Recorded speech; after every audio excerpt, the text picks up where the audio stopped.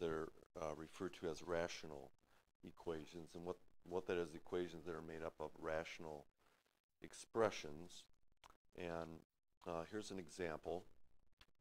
So you have three different rational expressions. Here's 6 over x plus 3, 5 over x minus 2, and negative 20 over x squared plus x minus 6. The method is the same as we just used with equations with fractions. You want to try to multiply through by something that will clear the fractions. And the first step is the same, to look at the denominators and find a least common denominator. The least common denominator, or any common denominator, but the least common denominator is the best one to use. If you multiply both sides by that, it should clear the fractions. So let's look at factors we have. We have the denominators we have. We have x plus 3. I'll go ahead and write those up here. We have x minus 2, and then we have x squared plus x minus 6. Let's try to find an LCD for that. First of all, x plus 3, that's already prime. There are no other factors for that, so we're at least going to need a factor of x plus 3.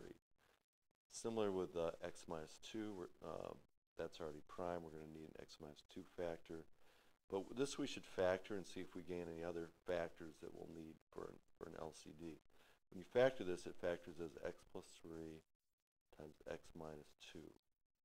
And if you look at those factors, we just have one x plus 3, we have one x minus 2. We don't need any more here. So that should be our LCD, simply quantity x plus 3 times quantity x minus 2. So like we did in the last example, we want to multiply both sides of the equation by this least common denominator. So I'm going to multiply the left side by that, by both factors, and multiply the right side by that.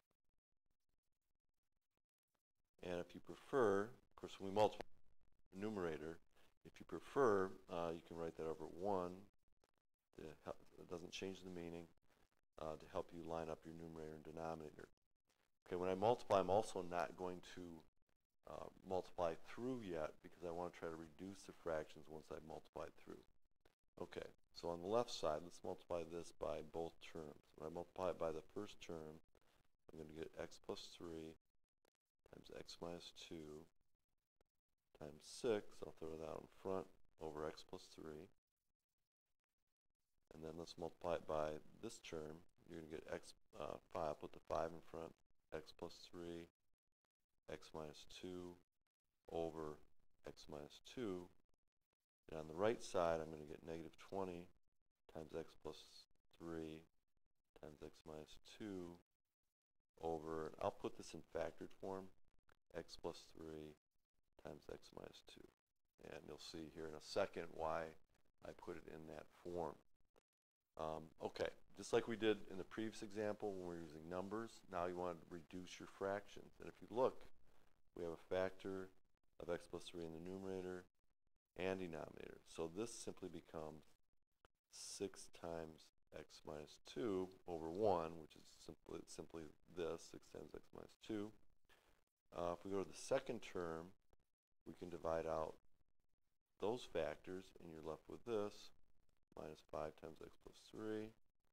And on the right, we can divide out both factors and get negative 20. Okay, now we have a much more familiar type of equation, and let's go ahead and finish it up. Use the distributive property to multiply these out. We get 6x minus 12, and then we're going to get minus 5x minus 15 equals 20.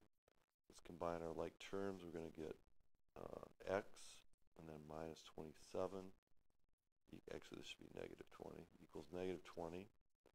And then let's add 27 to both sides and get x is 7. I didn't mention in the last example, but it's always a good idea to go back and check by plugging the 7 into the original problem, making sure it works. And when you have rational expressions, you should also make sure that this number does not make it so you're dividing by 0 somewhere. And I think if you plug it in, you can see in all three cases it does not. I'm not going to show the check here, but I recommend you check it, especially on a test. 7 should work. It certainly doesn't make it undefined anywhere, so that would be your answer to that problem.